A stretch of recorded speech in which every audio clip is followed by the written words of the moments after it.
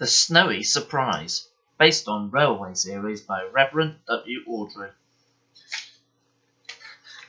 This is a story about a very snowy winter's day when Thomas and Percy and their friends worked together to bring a happy Christmas to a mountain village that was in trouble. Thomas enjoyed puffing up and down his branch line every day. He liked the sights and the people he met along the way. One of his favourite places to visit was a small village high in the mountains. The people there were very friendly and always waved to Thomas as he passed. On Christmas Eve, the engines woke up to find that winter's storm was covering Sodor with a thick blanket of snow. The Fat Controller came to see Thomas and Percy. "Percy, you will take Thomas' coaches and deliver Christmas post along his branch line today," he said. "I need Thomas at the docks." Thomas was disappointed. He wanted to see if his friends in the village needed help in the storm. "I'll look after your friends for you, Percy," promised. Percy took Annabel and Clarabel and steamed up the mountain. Even in the snow, he was making good time. Suddenly, his driver called out, "What's that?" Through the blizzard, Percy saw a red glow. As he got closer, he saw that it was a fogman standing by the track with a warning light. "Every road and track to the village is blocked by snow." The fogman shouted, "You must fetch help, Percy." "Bouncing buffers!" Percy thought worriedly. He had promised Thomas he would look after the villagers, and now they were in trouble. Percy knew just what to do. He left his carriages on the siding and puffed away to the airfield where Harold the helicopter was resting. "Beep, beep, beep, beep, beep," whistled Percy loudly. "The roads to the mountain village are blocked with snow. The villagers need our help."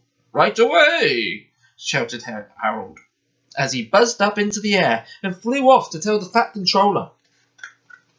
Percy headed back towards the yard, and he was almost there when he met another engine coming the other way. It was Thomas, wearing a snowplow. After hearing Percy's message, the Fat Controller had sent Thomas to take Terence, the tractor, and the works train to help the people in the village. "Thank you for looking after my friends, Percy," puffed Thomas. "Now follow me." Percy buffered up behind Thomas' heavy train, helping to push him up the mountain. Thomas' snowplow cleared the snow from the tracks and led to the village. Thomas and Percy had to go very slowly. When they tried to go fast, their wheels slipped and spun on the icy tracks. Working together, Thomas and Percy struggled up the steep mountain. At last, Thomas puffed, "There's the village." Percy was tired, but he pushed and pushed until the train was safely in the station. Percy heard a loud buzzing from the air and looked up. He was happy to see Harold dropping parcels of food for the people and their pets in the village. Terence and the tractor quickly got to work. With his strong caterpillar tracks and snowplow, he cleared the snow so that people could walk safely and drive their cars.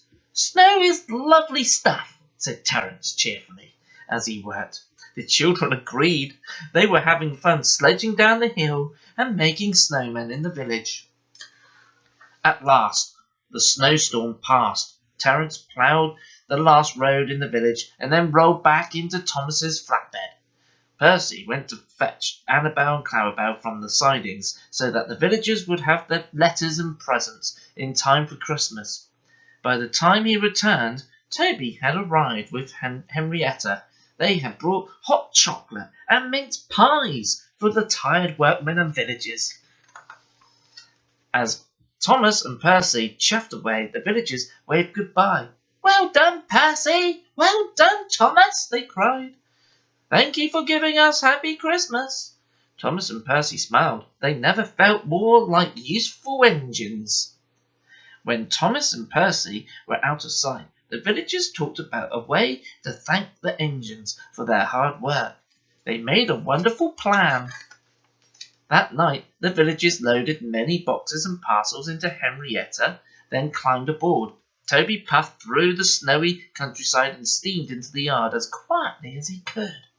Thomas and Percy were fast asleep after their very busy day. The villagers took their boxes and parcels and tiptoed in the shed. Toby didn't know what the villagers were going to do, but it was sure to be a splendid surprise. Thomas was the first to wake up on Christmas morning.